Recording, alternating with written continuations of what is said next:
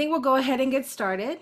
So thank you everyone for joining us today. My name is Dr. Mara Noemi Lopez. I'm the HSI Research Center Director at the University of Arizona, tasked with leading many of the AZ HSI Consortium initiatives.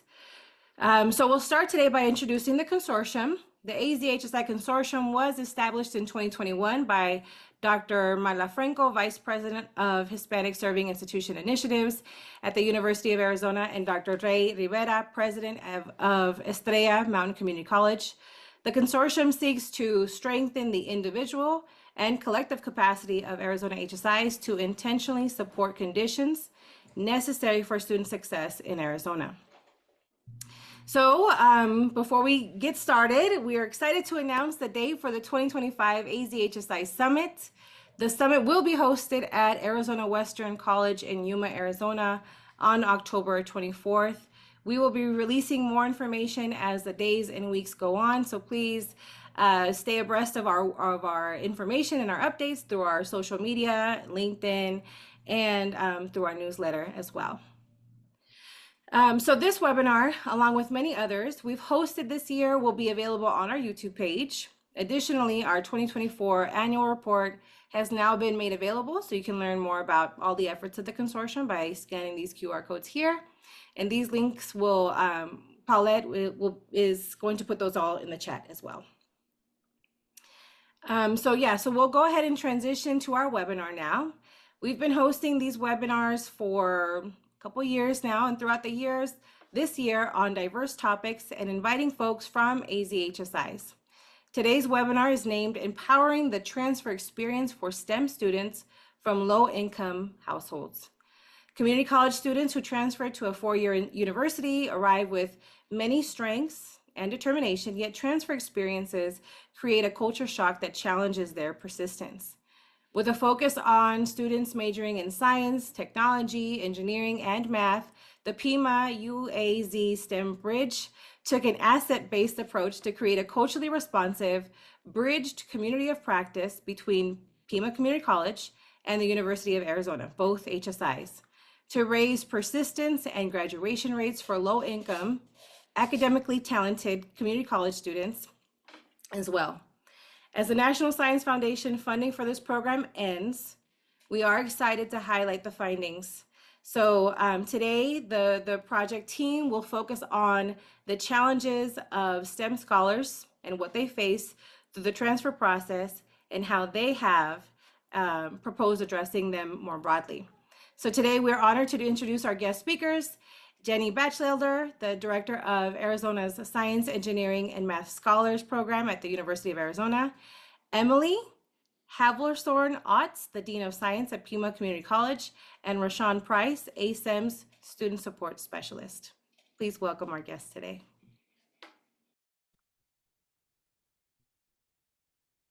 Thank y'all so much. As I pull up our slides, would y'all kindly jump into the chat and share? I know Roshan's going to be putting in the chat our prompt. What are the strengths that community college transfer students bring with them on their educational journey? So I'll give y'all a minute as we're chiming in. I'm trying to pull up the chat so I can look at that with y'all.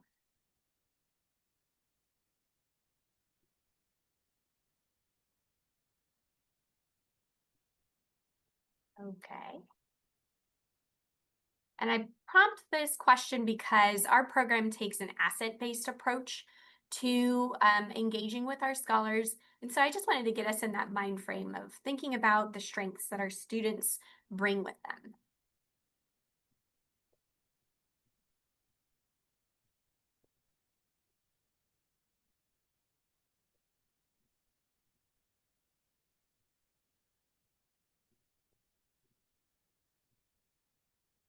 Well, we've got a quiet group today. I know some of the things that our scholars have communicated or that have inspired us with is they're coming in with a lot of experience. The type of drive and know-how that our transfer students are coming in with is immeasurable. They're really motivated, and by the time they get to the university, as they're, yes, grit and resiliency, as they're getting through the process of navigation through the university, through the transfer process, navigation capital has become a strength of theirs. They've figured out, yes, confidence, determination. They've started to figure out what's working, what's not working, how to navigate challenging systems, time management, yes, especially all the things they might be balancing. So problem solving, I'm seeing, oh, life experiences. Yes, they've gone through a lot that has taught them a lot and has taught them to persevere and continue to be motivated to pursue their final goal in their academics, in their program of studies. So yes, thank you to the AZ HSI Consortium for hosting us in our webinar. We do want to start with a land acknowledgement. The University of Arizona is where I'm housed. Emily is with the Pima Community College. Our lands are on, of course, territories of Indigenous people. Arizona is home to 22 federally recognized, with Tucson being home to the Toho'odham and the Pasquayaqui tribes. We just want to take a moment to pause and recognize the knowledge and the power that we have been empowered with through the ancestors of these lands.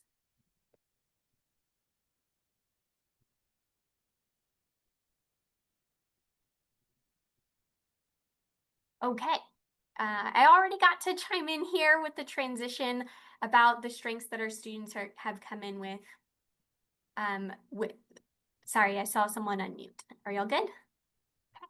Okay. So thank y'all for chiming in the chat on that. We do have another one coming up about midway through our presentation, so we look forward to that conversation. But in general, for our overview, we are going to be doing a quick highlight of who community college transfers students are, specifically in STEM. Do an overview of our Pima-UAZ STEM Bridge Program. Highlight the challenges that transfer students have been navigating through that program, and also their recommendations from their voice. So I'll hand it over to Emily to get us started. All right, thank you, Jenny. So I'm starting with an overview of community college students. And so here are a number of statistics. So this is the national data on STEM community college students. And we see that a majority of them are first generation, many of them tend to be older, and many of our more modern learners are working learners. And these statistics listed here are very reflective of the student population at Pima Community College. And of course, a lot of these students represent racial and ethnic minorities, and that is again representative here at Pima and all of our community colleges due to the open access mission of equity and success that community colleges have. So we can move forward.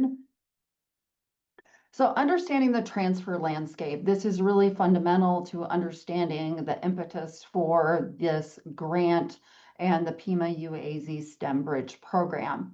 And so only 16% of community college transfer students complete a bachelor's degree within 6 years, only 16%.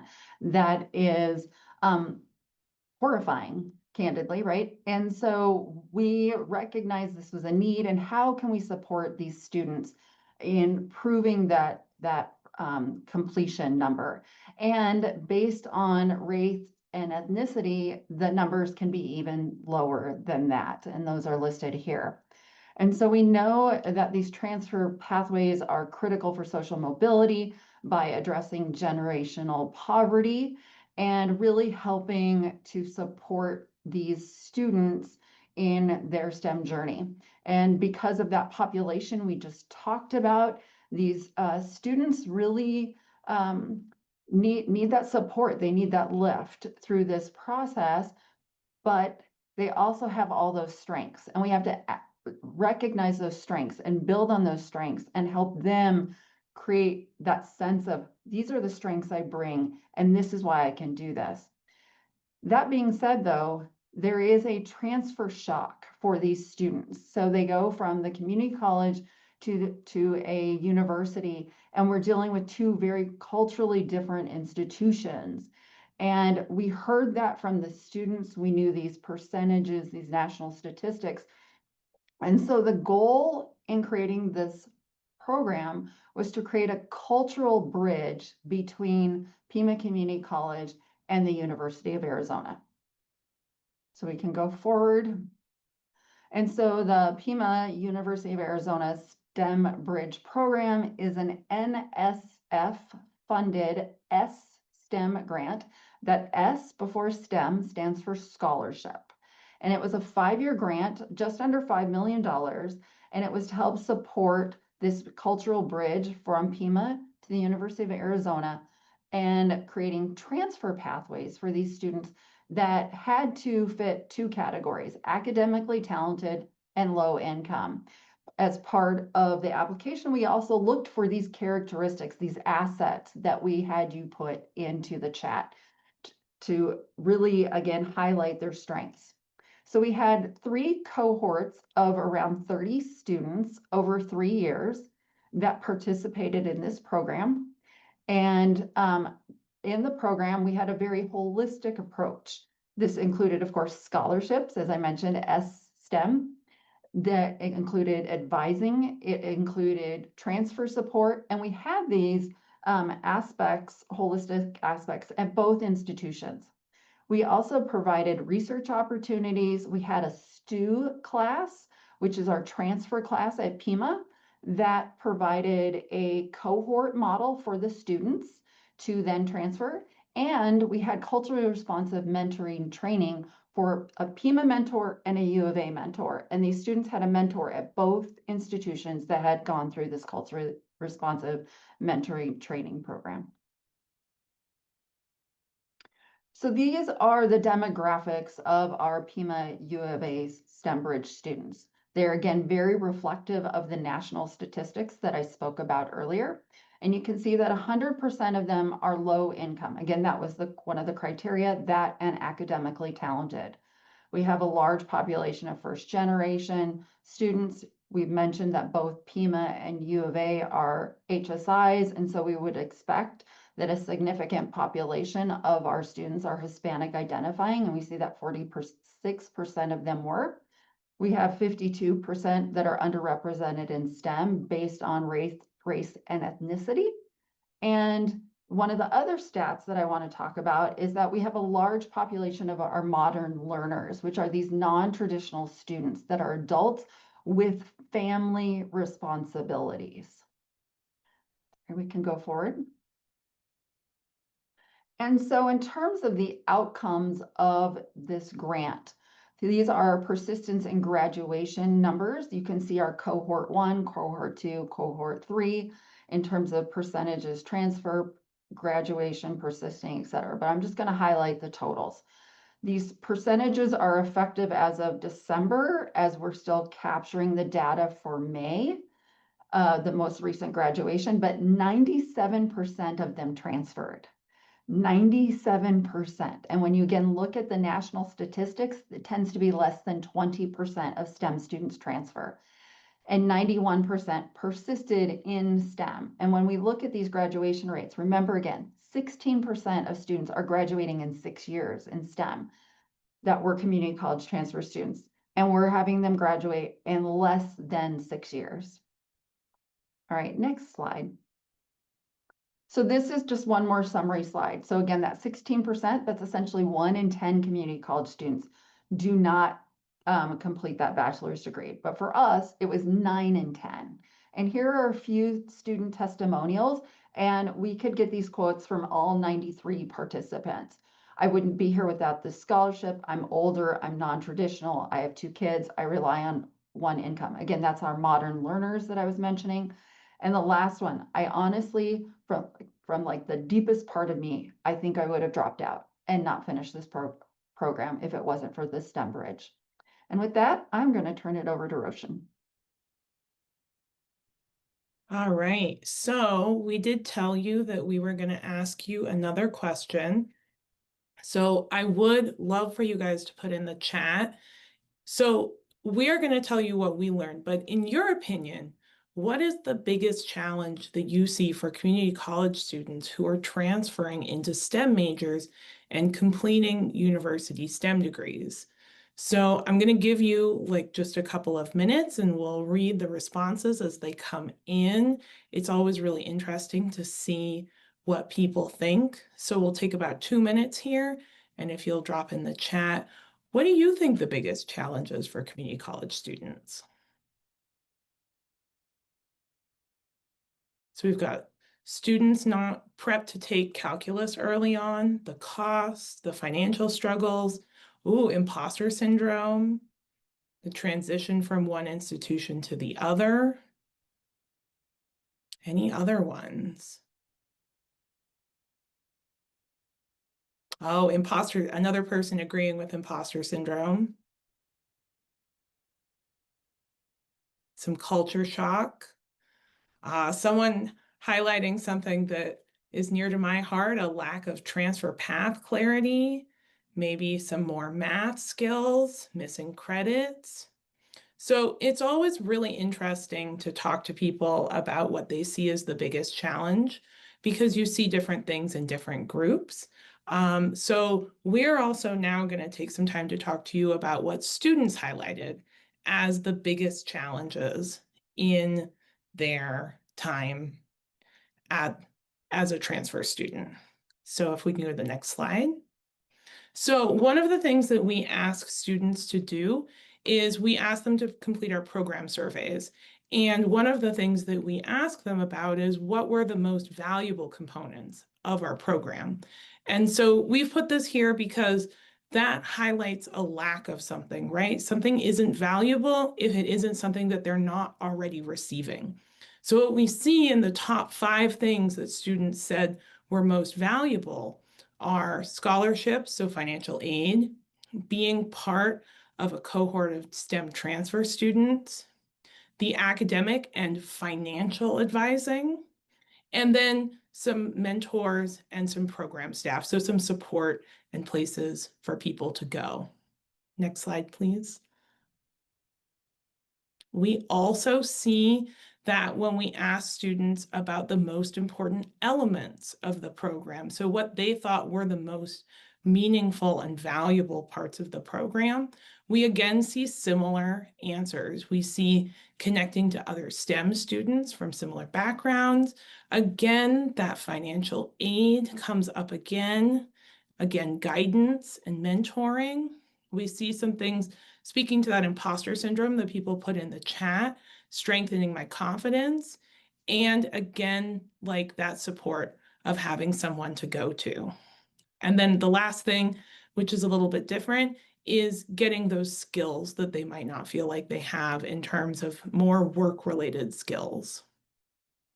So these are some of the transfer challenges that we found from students when we asked them about their challenges. So we have some challenges that are from the survey data, from those surveys that I talked about.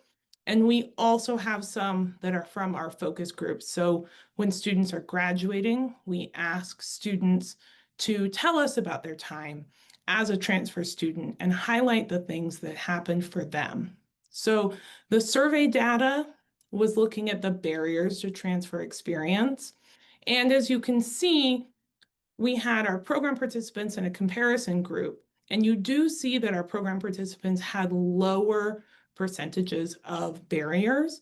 But what I really wanted to highlight is that these are still relatively high numbers. So while we did have about 43 to 48% of students saying they didn't experience any barriers, we saw some common barriers. So we saw, again, the campus logistics and sort of the adjustment. Even for our students, we were still seeing 40% of them. Financial challenges and hardships, we can see that the comparison group had a very high rate, but 37% of our students still experience financial challenges, even though we offered a very healthy scholarship for them. And so they were receiving financial aid, and yet they were still having financial challenges. And then also, again, we see that course credit transfer and degree pathways. So a higher group for our comparison, but still 32% of our students, as well as 54% of the comparison group, were saying that a barrier to them transferring was really that transfer and degree pathways. And then again, the overall shock of the new campus and the university. I see there's a question in the chat about what the scholarship amount was. So I believe that the scholarship amount for the U of A was $25,000. So it was $5,000 over 5 semesters. And then Jenny, would you remind me what it was for Pima as well? Yes, so at Pima, they received 8,000 or 35 their fall semester, 3,500, and then 4,500 for their second semester. So 8,000, 45, 35. It was 8,000 over the Pima experience for their last year, and then 10,000 each year, or 5,000 each semester once they transferred. Yes. Thanks, Jenny. So you can see that even though that was quite a substantial scholarship, we still see that students are reporting that financial challenges are part of their challenges that they're facing. And then the focus group data is where we're going to spend a little bit more time, because this was where students really got to explain in their own words what they saw as their barriers to entry. So we broke them down into 2 separate groups for you. So the first group that we saw of transfer challenges that students talked about were more logistical. So they were talking about the difficulty with credit transfer, and they were talking about the difficulty with financial hurdles. So lots of students reported that it was difficult to get their Pima credits to count towards their U of A prerequisites and towards their advanced standing, despite the fact that everyone was working together to try and address it. It still was quite complicated, and that the limit of hours that could transfer that was at the U of A was a big barrier. That has luckily been addressed. The U of A has lifted the limit of credit hours that can be transferred, but that was something that came up quite a lot. And then the financial hurdle. A part of that conversation, the data that we provided and our students' experiences contributed to that systemic change. Yes. And then the financial hurdles that we saw are not about just the general cost of the university, but really about the unexpected costs that students might not have anticipated. So for example, paying for parking was something that students highlighted as being a real financial hurdle, as well as those unexpected fees. So for example, the enrollment fee was a barrier for a number of our students of $450 that they had to pay before they could even register for classes. It was something that could be waived for Pell scholars, but that required a level of knowledge that many students didn't possess. They didn't know they could ask for that. And so they were really struggling with these fees that seemed to come up unexpectedly. The other financial hurdles that came up were about the estimated family contribution and getting their cost of attendance accurately calculated. So for the other group of challenges that we saw, if we can go to the next slide, the other group we saw was a little bit less logistical, and it was more about the things that transfer students had to balance that might be different than someone who was coming to be a full-time student and had nothing else happening. So time management was something that they really highlighted was a difficulty because they had a heavy course load. They had a lot of things they needed to do for studying. There was more independent studying expected. But for transfer students, like Emily said, a lot of them were non-traditional learners. They had families, they had work, they had school and internships, and it was difficult for them to balance all of that, especially due to the course scheduling aspect. So students had an inability to stack classes, so classes couldn't overlap, but also there was a limited availability for requisite courses, which is more difficult for transfer students because they have more demands on their time. And similarly, the course expectations was another thing that many transfer students highlighted as being a barrier. So the course expectations coming from a community college, which was really focused on student learning, was a very different experience when they transferred to the University of Arizona, which was an R1 institution. And they found that the structure of classes was very different. They were expected to learn more material on their own. And a lot of students highlighted specifically that they felt the 50-minute exams that they often ran into was a huge change for them from more flexible exam times when they were at community colleges. So this is an overview of all of the challenges that students said contributed to their transfer experience. And I will turn this over to Jenny to talk about some of our recommendations given those challenges. Thank you, Roshan. I will share in the chat a link to our Pima-UAZ STEM Bridge website. And you'll be able to find a list of a few of our different reports that we've gotten that's got a lot of the data and the information we're really excited to distribute and share and have more conversations with y'all about. And some of that's already been presented. I'll continue to highlight some of them in the recommendations. I want to note that the recommendations continue to come from the student's perspective. So we do focus on the voices through the focus groups, as that is where they largely contributed to the conversation about what they recommend, what the recommendations are. In addition to that, they are in alignment with what we're finding as well, what we are recommending based off of the experiences as we've guided them through the process over the past 5 years.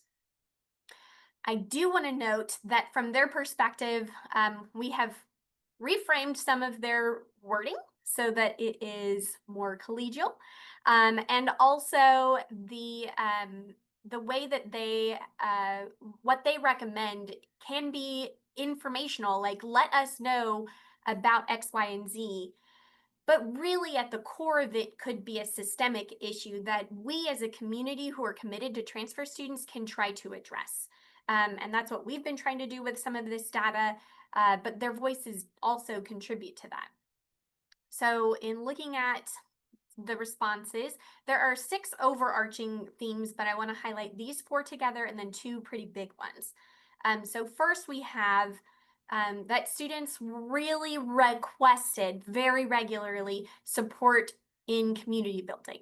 Our first cohort started in the pandemic, and so their experience was largely remote.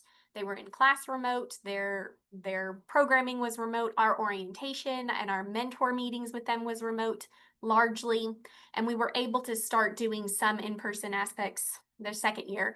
But the other 2 cohorts have had some experiences, the third all experiences in person, and they still yearned for that community aspect. So if you think back to the presentation about the things that were working well for the students, what they valued, a lot of that had to do with community and in interpersonal relationships that they were able to take advantage of to help navigate them through this process.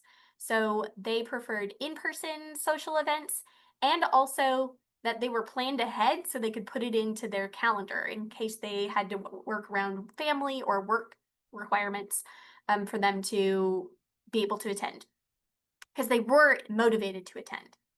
Also, flexible options for optimizing course schedules. This one's a little bit harder, systemic, but some of the things that they spoke to were wanting to be able to take classes at various different times of the day or during the week. And also for their major specifics, some of their majors only offered a single course that was required for their program of study once every other semester, only in the fall. And so if that one schedule didn't work for them, or that was their first semester and it was a challenging semester for whatever reason, they'd have to wait a whole 2 more years before they could take it again to graduate. And if it was a prerequisite, that threw them off even more. So those are some of the challenges there. The next is offering extracurricular learning support. So these students really would like some opportunity to have curated or created environments where they can learn together. The transition from community college to the university required them rather to learn outside of the classroom. So these students were wanting to create study halls together or actually have that facilitated for them. If they were able to access resources like textbooks or reading materials to help them guide that learning process, that would be beneficial. A 24/7 library, and tutoring for upper division courses. This was a big challenge for the students. Coming from community college where the tutoring aspects were free, that they could take advantage of and widely accessible, and then coming to the university where they didn't offer anything largely over the 300 level courses. Our program did work to adapt, but that was us really stretching it and really getting created to address that need. It's really hard once they get into those upper level courses. So what could be done in that area? And then financial support. Again, these are kind of somewhat nitpicky and then also broad in general. So cheaper, healthier options on campus for food. Food was a big need. At the end, you see they also would like a maintained food pantry.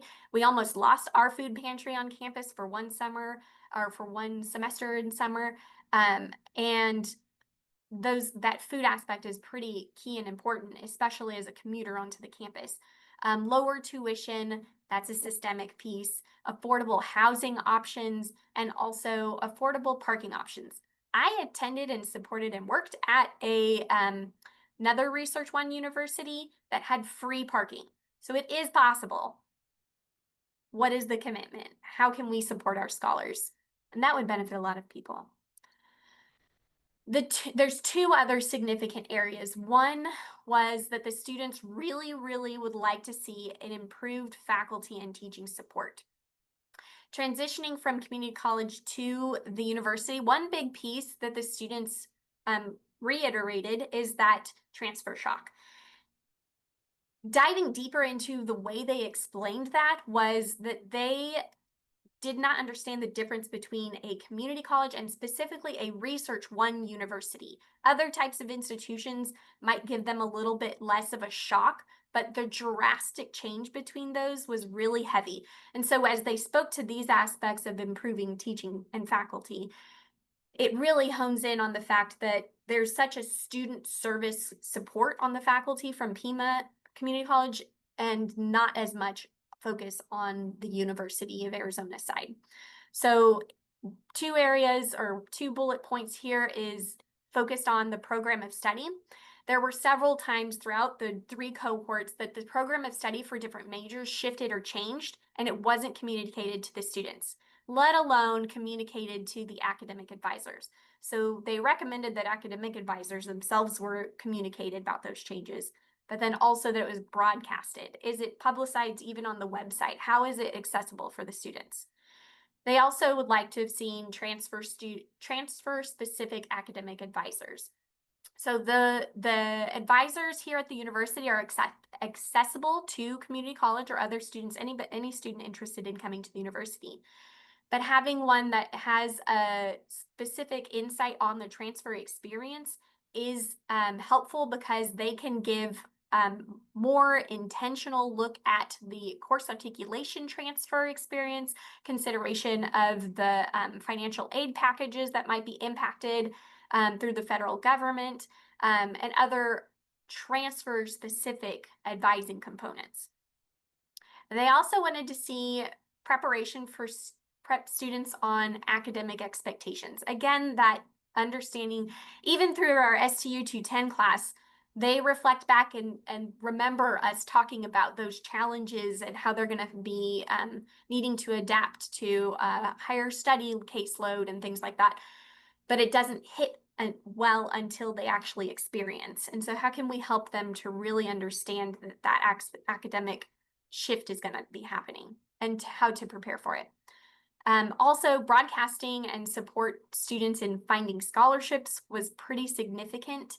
And Another handy one, low-hanging fruit, is a practical campus tour. They wanted to be able to, on the first day of school, know where their classes were, and having a friendly face who could, walk them around campus rather than getting a kind of boxed share the highlights of the university situation. They wanted to know what's practical. Where am I going to park? Where am I going to eat?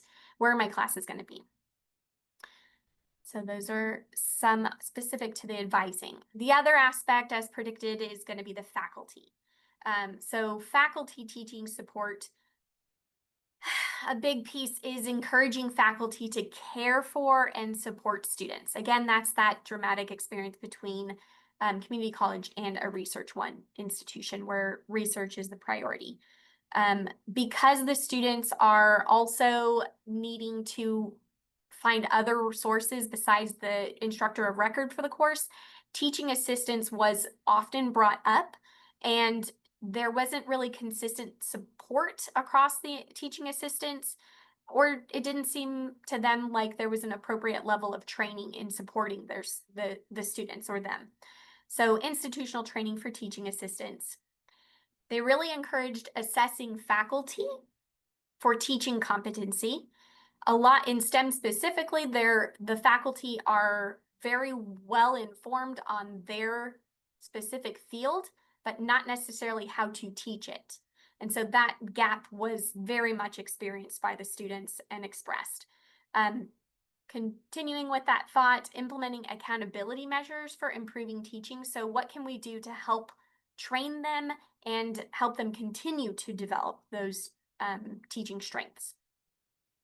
And improve clarity on and consistency on syllabi, because the faculty would consistently change. Even though it's kind of a contract for the class, it was not consistent. They would still be changing it, changing dates, changing assignments throughout the semester. A couple of minor note, or a little note, was pre-recorded lectures or post-lecture would be really handy so they could refer back to it, especially because the classes are very fast-paced. And then one that seems simple is implementing student feedback. So again, feeling valued as students, as the digesters of the knowledge that the faculty are imparting. How are they also looking back and reflecting on the feedback that they know is not just coming from them, but they've heard it from cohorts before, from mentors who have been in the same course? Let's see. I'm seeing some things pop up in the chat, and I'm really happy about that because we are going to be transitioning into the discussion period for our webinar. So I'm going to stop sharing screen and transition into our discussion. So this is your opportunity to ask questions. What we presented is the information about what the students have shared, what we've experienced. What we'd love to talk with y'all more about is specifically the things that are of interest to you, that you want to hear more about, and how we can elaborate on what we did to specifically address those needs or challenges for our scholars. So I'm going to take a moment, take a sip of water, and read some of these. I know I saw a couple other questions in the chat earlier too, so I want to make sure we address those. So let me take a sip of water and I'll come right back.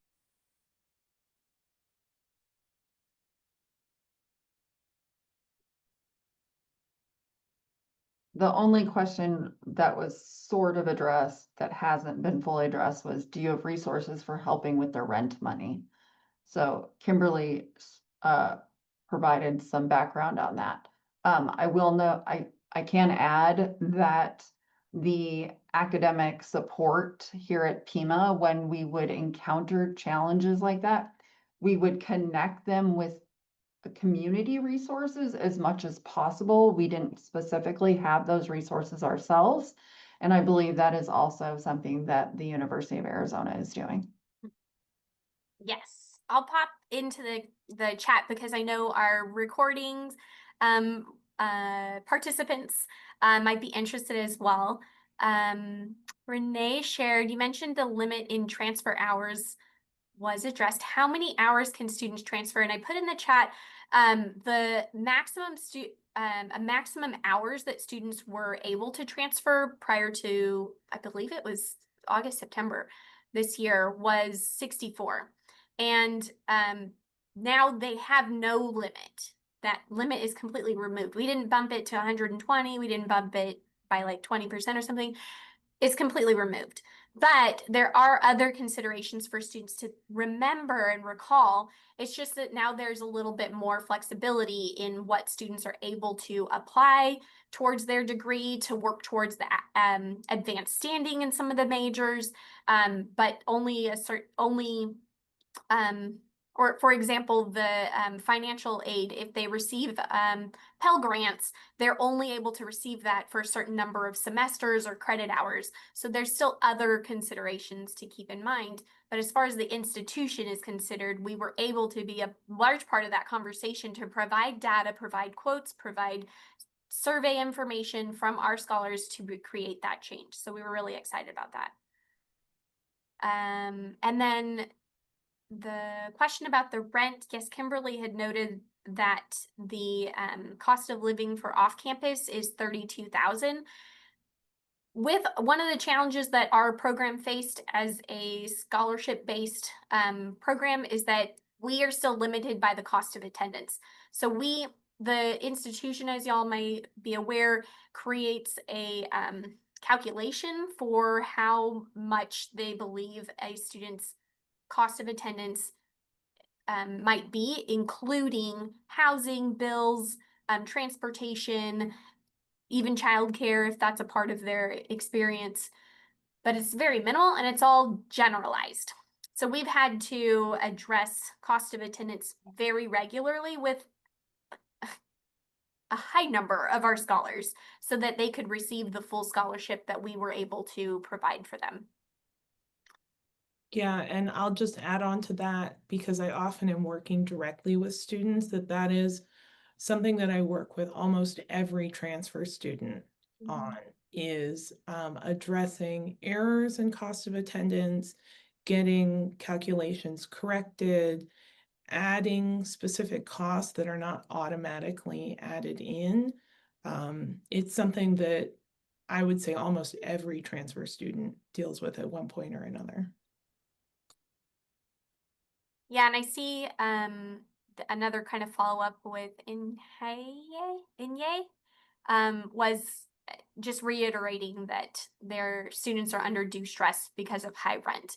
That is part of that cost of attendance challenge. And like Emily said, we also have some off-campus support that we refer students to when we're guiding them with those needs. We also had so many students who were facing what's it called when they get kicked out of their houses or their housing. That's been a challenge way too often, especially as everything's raised.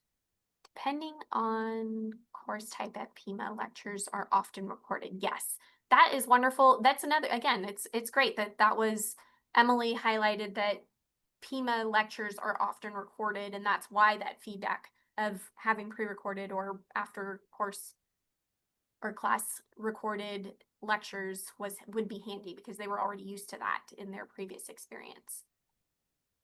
Lindsay asked about the credit transfers, if that was specific to our program or UA as a whole. That was to UA as a whole.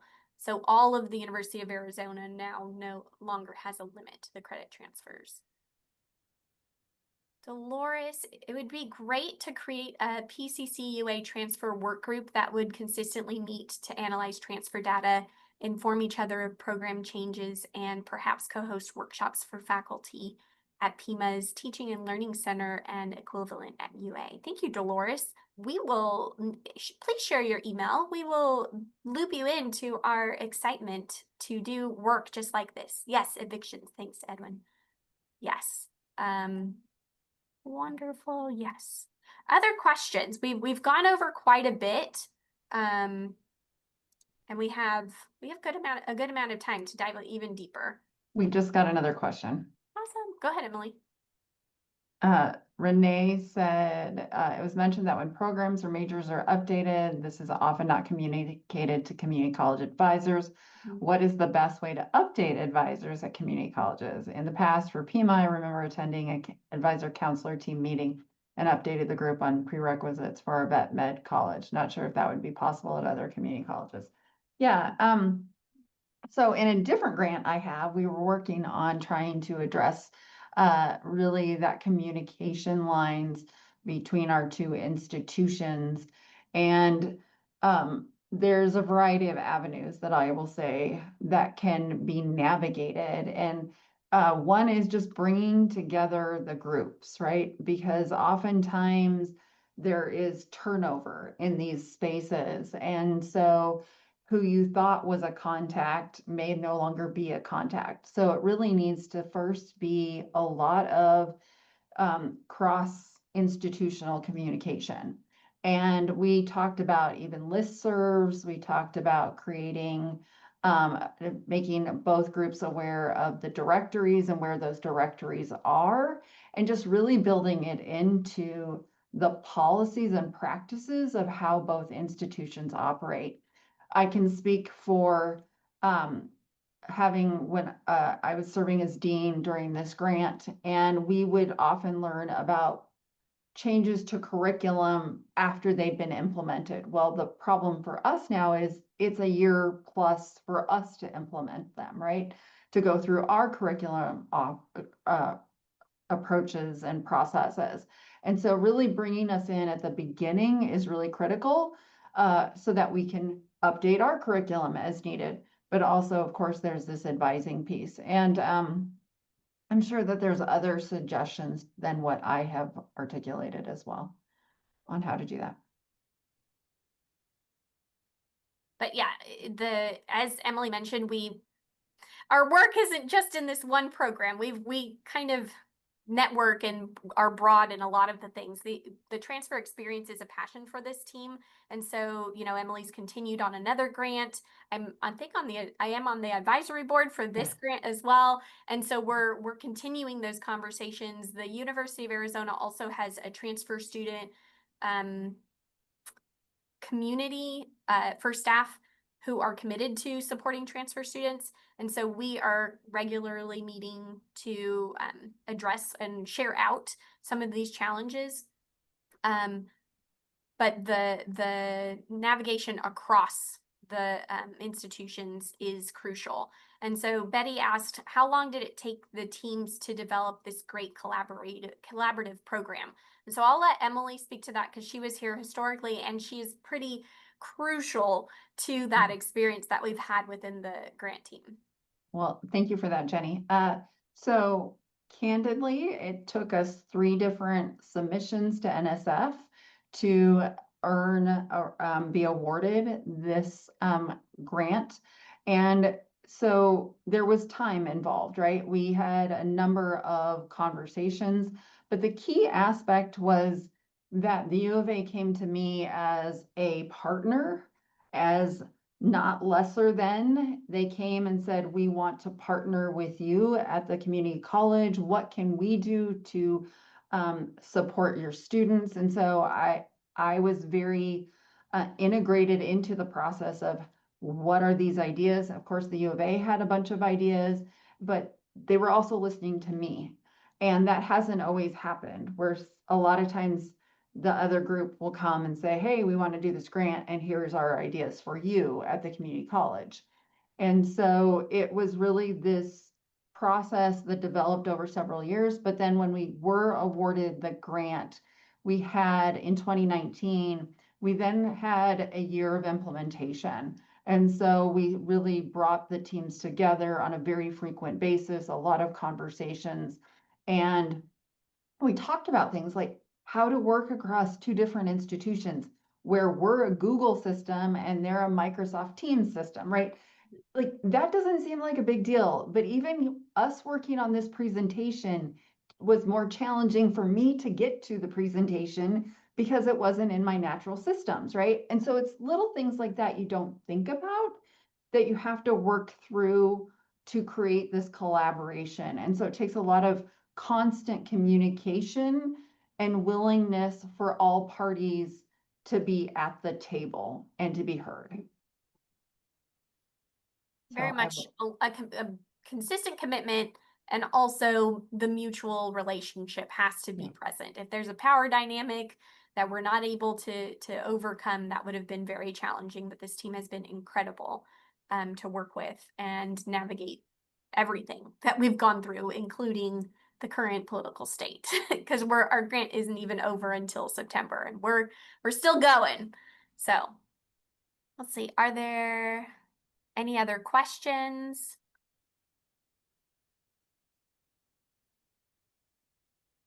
I do just want to make a quick, oh, there's another question. I'll make my statement after this question. Okay. Okay, how often do you review, analyze data? Is IR a part of your teams? We do have we have research, well, we have a research team that does the qualitative side, and then we have an evaluation team that was written into funding for our grant, who helped with the surveys and the data analysis. So if you look at our website that I posted earlier, they put together a summative report for us based off of the qualitative data. Thank you for putting that in again. And also we have data from our qualitative surveys, which is large, well, not largely, but we sprinkled a little bit of both. But the voices that you were hearing was from our focus groups that was facilitated by our qualitative research team, which was led by one of our primary investigators, Regina Alman, and her research team. So institutional research was a part of helping us pull some data from the very beginning, and has helped us gather some things here and there, but largely it's been our own programmatic, qualitative, and evaluation research teams. Renee, let's see. Do you have embedded support to help STEM graduates find paid internships and careers? Roshan, would you like to chime in? Okay, Yeah, great. absolutely. So in many ways, my role is embedded support. As a success specialist for students, I work directly with students, and I work with them on a variety of different things. So I often spend a lot of time helping students find scholarships, helping them identify different ways to access internships. We also teach some success classes for students where we teach them some of the skills that are assumed that are already learned. So what we would maybe call soft skills. We teach a research readiness course that is about getting students involved in undergraduate research on campus, but it is equally about how to utilize your soft skills to get those paid internships, to make connections. We go over things like, how do you cold email someone whose work you are interested in, and how do you make your email stand out? How do you email your professors or go meet with your professors in a way that creates a relationship? And so I do work where if I find paid internships, I'll send it out to students.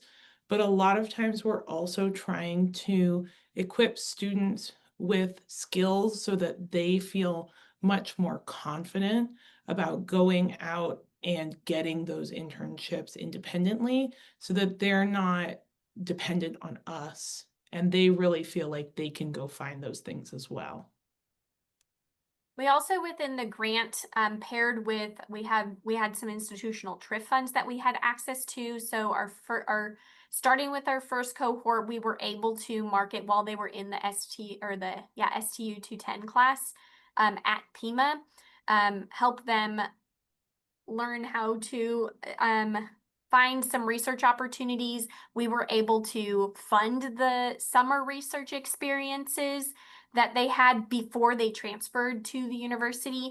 And then once they got here, they were already experienced in some other skill sets within labs, which made them more marketable, or to either continue in those research labs while they were here, or to find other research opportunities on campus. That is, if you can integrate some research opportunities between the two institution experiences, that definitely had proven to be very beneficial for those scholars as well. Okay. I just want to add to that, actually, before we move on, that I would be remiss to also say that the faculty mentors that we had did a lot of work for helping students find opportunities, not just in helping them with how to apply for things, but also using their own networks to connect students to different opportunities that they might not have access to. So all of our faculty mentors at Pima and also at the U of A were invaluable to that. And then Mara, I think you had another comment as well. And then I've got 2 more slides. I was just gonna praise you all.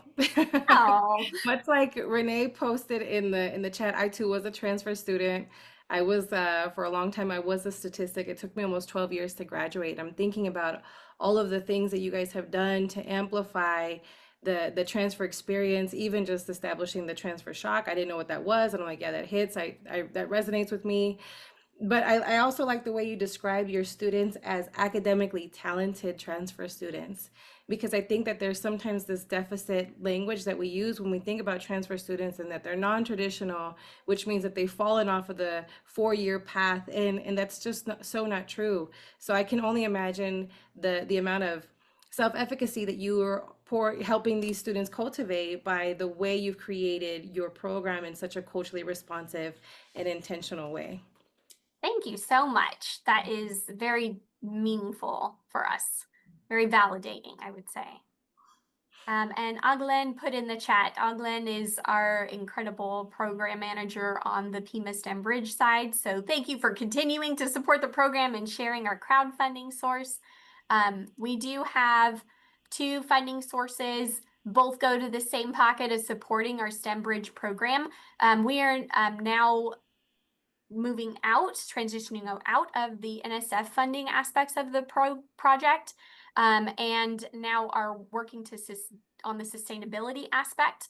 We have continuation for the next couple of years through a Provost Investment Fund. So the institution is very committed to this program, and we have some donation opportunities both on the Pima Community College side and on the University of Arizona side.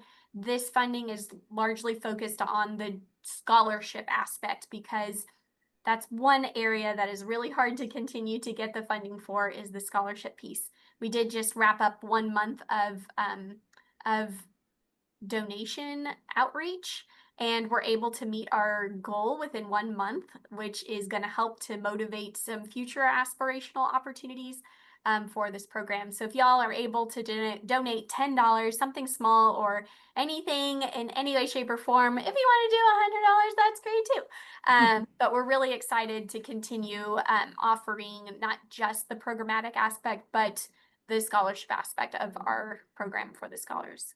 And with that, I'll hand it over back to Mara and Paulette. Thank you all so much for all of the incredible work that you're doing for the students, for changing the course of history for their families too, with your success rate of 9 to 10 students graduating with a degree within a time frame. So thank you so much. We'll be sure to have this webinar posted on our YouTube, on our website, and we'll share the donation link as we share this with our links, our listserv as well. But thank you all for being here. Appreciate you all. Thank you. Thank you.